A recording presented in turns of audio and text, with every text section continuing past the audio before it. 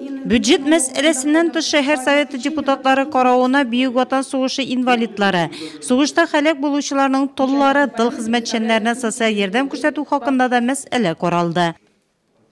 Участников войны 25 человек. Бывших несовершеннолетних узников концлагерей 1 человек. Лиц, награжденных знаком жителю блокадного Ленинграда 5 человек.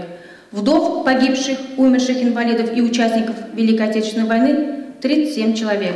Граждан, имеющих две категории, вдова участника войны и труженик тыла 157 человек. И тружеников тыла 772 человека.